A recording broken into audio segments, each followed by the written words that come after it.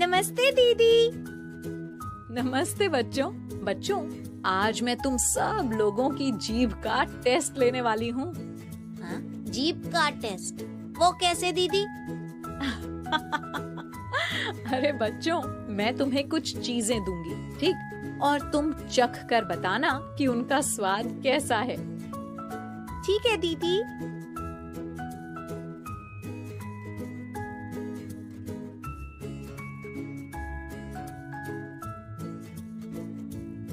तो अब तुम बताओ, मैंने तुम्हें जो दिया है उसका स्वाद कैसा है? दीदी, ये तो खट्टा है। वो तो होना ही था, ये नींबू का रस जो है। और दीदी, ये भी तो खट्टा है। हाँ खोजी, ये टमाटर का रस है, इसीलिए ये भी खट्टा है। अच्छा बच्चों, क्या तुम लोग ये बता सकते हो कि इनका स्वाद खट्टा क्यों है? दीदी, ये तो हमने कभी सोचा ही नहीं। आप ही बताइए ना। बच्चों, नींबू और टमाटर के रस का खट्टा स्वाद उनमें उपस्थित अम्ल के कारण होता है। अम्ल, वो क्या होते हैं दीदी? बच्चों, अम्ल वे रासायनिक पदार्थ होते हैं जो स्वाद में खट्टे होते हैं। इन्हें अंग्रेजी में एसिड भी कहते हैं। तुम्हें पता है बच्चों, एसिड शब्द लैटिन भाषा के एसिडस शब्द से बना है, जिसका अर्थ होता है खट्टा। इसलिए खट्टी वस्तुओं में पाए जाने वाले इन पदार्थों को अम्ल कहते हैं। दीदी, ये किस किस में पाए जाते हैं? बताती हूँ, पर पहले ये बताओ कौन कौन सी चीजें खट्टी होती हैं? दीदी, संतरा, नींबू और दही खट्टे होते हैं। दीदी, इमली और टमाटर भी तो खट्टे होते हैं। बिल्कुल सही। इन सभी वस्तुओं में अलग अलग प्रकार के अम्ल पाए जाते हैं, इसलिए ये सभी वस्तुएं खट्टी होती हैं। अलग अलग प्रकार के अम्ल? दीदी, अम्ल भी कई प्रकार के होते हैं क्या? हाँ खोजी, अलग अलग चीजों में अलग अलग प्रकार के अम्ल होते हैं। जैसे संतरे और नींबू में साइट्रिक अम्ल, दही में लैक्टिक अम्ल, इमली में टार्टरिक अम्ल और टमाटर में ऑक्सैलिक अम्ल होता है, जिनके कारण ये खट्टे होते हैं।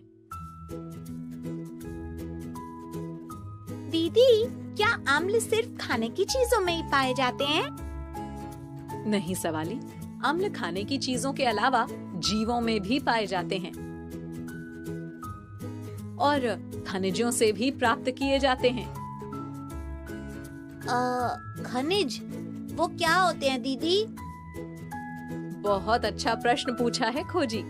बच्चों, कुछ पदार्थों को हम जमीन से खोद कर निकालते हैं और उन्हें ही खनिज कहते हैं। दीदी, अम्ल के बारे में थोड़ा और बताइए ना। बच्चों, ऐसे अम्ल जो प्राणियों और वनस्पतियों में प्राकृतिक रूप से अर्थात पहले से उपस्थित होते हैं, उन्हें प्राकृतिक अम्ल या कार्बनिक अम्ल कहते हैं। इन्हें अंग्रेजी में नेचुरल एसिड्स या ऑर्गेनिक एसिड्स भी कहते हैं। ये अम्ल दुर्बल प्रकृति के होते हैं, अर्थात ये कम हानिकारक होते हैं। अतः इन्हें दुर्बल अम्ल यानी वीक एसिड्स भी कहते हैं। जैसे सेब में मैलिक अम्ल, चींटी और मधुमक्खी के डंक में फार्मिक अम्ल और चाय में टैनिक अम्ल होता है। दीदी, खनिजों से हमें कौन से अम्ल मिलते हैं? बच्चों, खनिजों से हमें हाइड्रोक्लोरिक अम्ल, सल्फ्यूरिक अम्ल और नाइट्रिक अम्ल मिलते हैं। और क्योंकि ये अम्ल हमें खनिजों से प्राप्त होते हैं, इसलिए इन्हें खनिज अम्ल यानी मिनरल एसिड्स भी कहते हैं। ये अम्ल प्रबल प्रकृति के अर्थात अधिक हानिकारक होते हैं, अतः इन्हें प्रबल अम्ल यानी स्ट्रॉन्ग एसिड्स भी कहते हैं। और पता है बच्चों, अम्ल की मात्रा के आधार पर भी अम्ल दो प्रकार के होते हैं।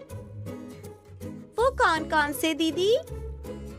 बच्चों, जब शुद्ध अम्ल में अधिक मात्रा में पानी मिला होता है तो उसे तनु अम्ल या डाइल्यूट एसिड कहते हैं, और जब शुद्ध अम्ल में पानी की मात्रा कम होती है तो उसे सांद्र अम्ल या कॉन्सेंट्रेटेड एसिड कहते हैं। अम्ल इतने प्रकार के होते हैं, हमें तो पता ही नहीं था दीदी। अच्छा, अब तुम अम्लों के बारे में समझ चुके हो तो मेरे कुछ प्रश्नों के उत्तर दो, ठीक है? जल्दी से पूछिए दीदी। तो बताओ, खट्टी वस्तुओं में पाए जाने वाले पदार्थों को क्या कहते हैं? दीदी, खट्टी वस्तुओं में पाए जाने वाले पदार्थों को अम्ल कहते हैं। बिल्कुल सही। अच्छा, अब ये बताओ, हमारे शरीर में पाए जाने वाले अम्लों को क्या कहेंगे?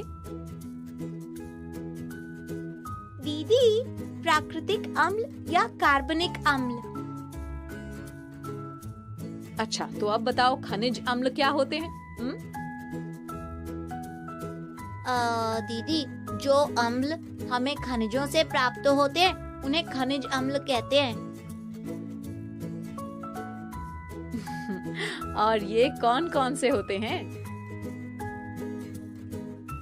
दीदी, हाइड्रोक्लोरिक अम्ल, सल्फ्यूरिक अम्ल और नाइट्रिक अम्ल। बिल्कुल सही सवाली। अरे वाह बच्चों, तुम तो अम्लों के बारे में बहुत कुछ सीख गए हो। तो चलो, अब मैं चलती हूँ, फिर मिलेंगे कुछ नई रोचक जानकारियों के साथ, ठीक है?